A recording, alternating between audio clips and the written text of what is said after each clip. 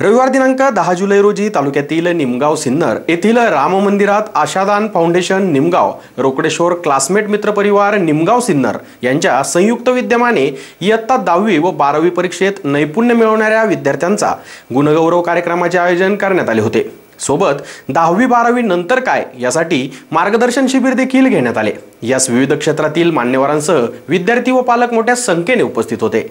ज्या शाळेत शिकून आपण लहानाचे मोठे झालो, शाळेत ज्ञान घेऊन विविध पदावर अथवा विविध क्षेत्रात कार्य करणारे माजी विद्यार्थी यांनी एकत्रित येत इयत्ता 10वी व 12वी उत्तीर्ण झालेल्या विद्यार्थ्यांना प्रोत्साहित करण्यासाठी तालुक्यातील निमगाव सिन्नर येथील आशादान फाउंडेशन व रोकडेश्वर क्लासमेट मित्र परिवार बॅच 1993-1995 च्या वतीने सन 2022 या साली इयत्ता 10वी व 12वी मध्ये विशेष नैपुण्य मिळवून उत्तीर्ण झालेल्या विद्यार्थ्यांचा गुणगौरव करण्याहेतू एका सोहळ्याचे आयोजन करण्यात आले होते। सोबत मुलांना पुढे काय यासाठी मार्गदर्शन करण्यासाठी मार्गदर्शन शिबिराचे आयोजन करण्यात आले होते। त्यासाठी प्रमुख मार्गदर्शक म्हणून जळगाव येथील नगरपालिकेचे मुख्याधिकारी विकास नवाळे, जलसंपदा विभागाचे बाळासाहेब प्रल्हाद सानप, सुदाम रंगनाथ सानप, PhDचे श्रीहरी परसराम सानप, STIचे राधाकिसन अशोक सानप, रेल्वे विभागाचे सचिन शिवाजी बोडके, माजी सैनिक बाळासाहेब बाबूराव सानप आदींनी या मार्गदर्शन शिबिरात मार्गदर्शन केले। तर या गुणगौरव सोहळ्यास पंचायत समिती माजी सभापती जनार्दन सानप, कृषी उत्पन्न बाजार समितीचे माजी सभापती काशीनाथ सानप, माजी संचालक दत्तात्रय सानप प्रमुख पाहुणे म्हणून उपस्थित होते। तर यावेळी निमगाव येथील सरपंच, उपसरपंच, सर्व ग्रामपंचायत सदस्य तसेच सर्व नवनिर्वाचित विविध कार्यकारी सोसायटीचे संचालक मंडळ यांसह निमगाव सिन्नर येथील ग्रामस्थ व तरुण मित्र परिवार मोठ्या संख्येने या गुणगौरव सोहळ्यास उपस्थित होते। सदरील सोहळा यशस्वीतेसाठी बाळासाहेब सानप सर, नाना सानप सर, खंडू पालवे, संजय पानसरे, शांताराम सानप, खंडेराव सानप व सर्व सहकारी यांनी विशेष योगदान दिले। SN न्यूजसाठी निमगाव सिन्नरहून निलेश मंजुळे। 10वी नापासले आणि 10वी पूर्ण बनले, म्हणजे 10वीला 6 महिने गेलो आणि नंतर एक इंजिनचा कोर्स होता, त्या कोर्सला निघून गेलो।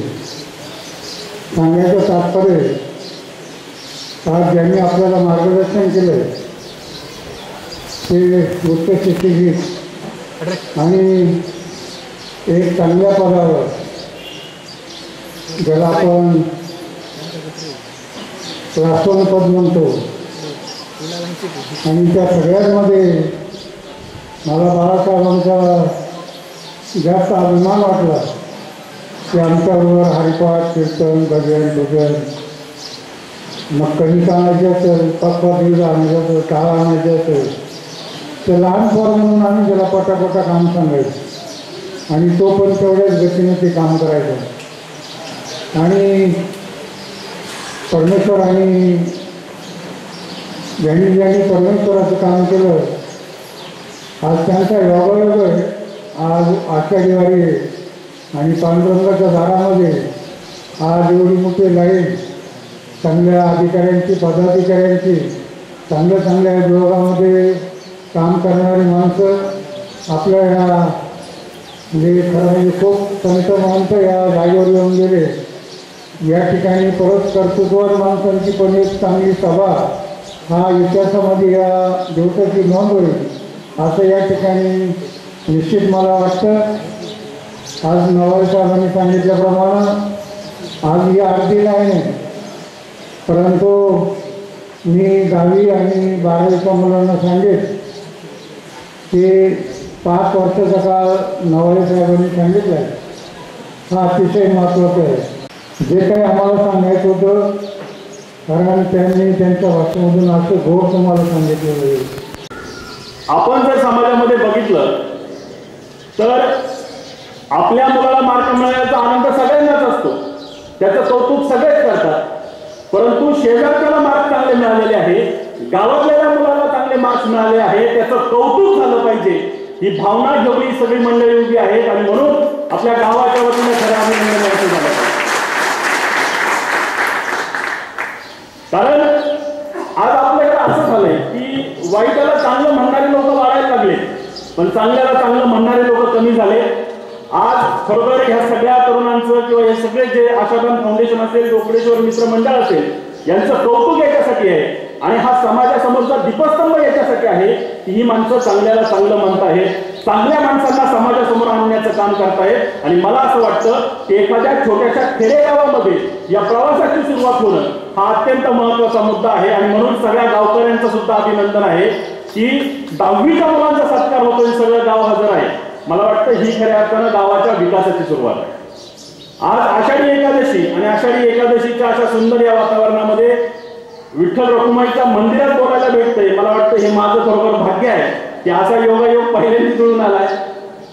आणि तो योगायोग ज्यांनी जुळून दिला ते आता हे पहिले सानपसर, दुसरे सानपसर, तिसरे सानपसर हे आमचे सगळे घरातलेच माणसं आहेत. त्याबद्दल त्यांचं काही आभार मी या ठिकाणी मानणार नाही. मात्र तुम्ही मला बोलण्याच्या इतपत समजलं त्याबद्दल आपल्या सर्वांची प्रथमतः कृतज्ञता व्यक्त करतो. सर्व विद्यार्थी इथं आहेत आणि विद्यार्थ्यांना सर्वांनी सांगितलं, कोणी सांगितलं सायन्स घ्या, कोणी सांगितलं तुम्हाला आवडेल ते क्षेत्रामध्ये करिअर करा, कोणी सांगितलं काही सांगितलं असेल. मला असं वाटतं यशाचे 2च मार्ग आहेत. मी नेहमी सांगत असतो की यशाचे 2च मार्ग आहेत. ते 2 मार्ग कोणते? पहिलं, जे क्षेत्र आपल्याला आवडेल त्या क्षेत्रात करिअर करा. नाहीतर दुसरा मार्ग आहे, ज्या क्षेत्रात जाल त्याला आपलं आवडणारं क्षेत्र बनवा. सांगायचं तात्पर्य काय की प्रत्येकाची क्षमता वेगळी. त्यांनी खूप सुंदर उदाहरण दिलं की त्यांना विकास नावळे होता येणार नाही किंवा विकास नावळ्यांना त्यांच्यासारखं होता येणार नाही. प्रत्येकाची क्षमता वेगळी आहे, प्रत्येकाची योग्यता वेगळी आहे. आणि ती योग्यता कोण ओळखू शकतो? तर आपण प्रत्येक जण आपली योग्यता ओळखू शकतो. म्हणजे सचिन तेंडुलकरांनी विचार केला असता की लताबाईंसारखं गाणं आपल्याला म्हणायचंय तर म्हणता आलं असतं ना, किंवा लताबाई म्हणल्या असं मला क्रिकेट खेळायला सुरुवात करायची तर नाही शक्य ते.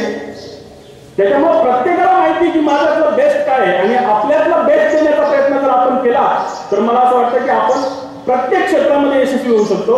नरेंद्र जाधवांचं एक पुस्तक आहे आमचा बाप आणि आम्ही नावाचं. त्याच्यामध्ये त्यांनी एक सुंदर प्रसंग दिलाय. तो प्रसंग असा आहे की नरेंद्र जाधवांना कविता लिहायचा छंद होता, कथा लिहायचा छंद होता. त्यांचा भाऊ त्यांना असं म्हणायचा की काय तू कविता करतो, काय कथा लिहितो, याच्यातून तुझं काय करिअर घडणार आहे का, याच्यातून तू काय मोठा होणार आहे का, याच्यातून तुला काय पैसा मिळणार आहे का. आणि मग एक दिवस नरेंद्र जाधव त्यांच्या वडिलांकडे गेले आणि त्यांना म्हणाले की बघा म्हणे तात्या, हा मला म्हणतोय की तुला कथा कवितातून तुझं करिअर घडणार आहे का, याच्यातून तू काय करणार आहे, याच्यातून तू पुढे जाऊच शकत नाही. त्यावेळेस त्यांच्या वडिलांनी सांगितलेलं वाक्य अत्यंत महत्वाचं होतं आणि मार्मिक असं होतं. त्यांनी सांगितलं की नरेंद्र लक्षात ठेव, तू काही बी कर आयुष्यात आणि कसं बी कर, मात्र एक गोष्ट लक्षात ठेव की तू जे करशील तिथं टॉपला जायचा प्रयत्न कर. त्यांचा शब्द टॉपला जायचा प्रयत्न कर. मी तुम्हाला थोडंसं सोपं करून सांगतो, टॉपला जायचा प्रयत्न कर. तू बुट पॉलिश करणारा झाला तरी मला चालेल, पण तुझ्यासारखी बुट पॉलिश जगात कुणालाच करता नाही आली पाहिजे. निमगाव सिन्नर येथे आज आशादान फाउंडेशन व रोकडेश्वर क्लासमेट मित्र परिवार यांच्या वतीने विद्यार्थी गुणगौरव सोहळा तसेच करिअर मार्गदर्शन शिबिर आयोजित करण्यात आले होते. या कार्यक्रमाचं खास वैशिष्ट्य म्हणजे आजचे प्रमुख पाहुणे किंवा प्रमुख वक्ते म्हणून विकासजी नवाळे मुख्याधिकारी एरंडोल जळगाव हे उपस्थित होते. त्याचबरोबर निमगाव सिन्नर येथील MPSC झालेले विद्यार्थी सुदाम सानप, बाळासाहेब सानप तसेच बाळासाहेब बाळूराव सानप याबरोबर बरेच मान्यवर या कार्यक्रमासाठी उपस्थित झाले. त्यांचं मी गावच्या वतीने आभार आणि स्वागत मानतो. आज आम्ही आता 12वी आणि 10वीमध्ये ज्यांना 60% पुढे मार्क्स मिळाले होते त्या सर्व विद्यार्थ्यांचा गुणगौरव केलेला आहे आणि गावामध्ये एक चांगला संदेश दिलेला आहे की विद्यार्थ्यांचं कौतुक करत असताना फक्त पालकांनीच न करता गावच्या वतीने जर कौतुक झालं नक्कीच ते मुलांसाठी आणि गावासाठी प्रेरणादायी असतं. त्या विद्यार्थ्यांकडून देखील आमच्या चांगल्या अपेक्षा आहे, कारण पुढे जाऊ त्यांनी आपल्या गावाचं नाव लौकिक वाढवावा. तसेच आपल्या गावात जसे आता मान्यवर होते त्यांनी मार्गदर्शन केले त्यांच्याप्रमाणे चांगलं मोठं होऊन त्यांनी आपल्या कुटुंबाचं तसे गावाचं आणि देशाची सेवा करावी अशी आमची इच्छा आहे. आज एवढ्या मोठ्या कार्यक्रमासाठी गावातील भरपूर मोठ्या संख्येने पालक ग्रामस्थ मोठ्या संख्येने उपस्थित झाले. त्यांचे देखील मी गावाच्या वतीने आशादान फाउंडेशनच्या वतीने आभार मानतो. आजच्या कार्यक्रमासाठी खास म्हणजे आज आषाढी एकादशी होती, पंढरपूरची वारी आणि त्या वारीचं महात्म्य आपल्या विठ्ठल रुक्मिणी मंदिर आहे. या विठ्ठल रुक्मिणी मंदिरासमोरच हा भव्य दिव्य असा कार्यक्रम संपन्न झाला आणि सर्व ग्रामस्थांनी आज पाऊस देखील होता त्यामुळं भरपूर संख्येने आपल्याला सहकार्य केलं. त्याबद्दल सर्व ग्रामस्थांचे उपस्थित सर्व मान्यवरांचे सर्व विद्यार्थ्यांचे देखील मी आभार मानतो आणि थांबतो.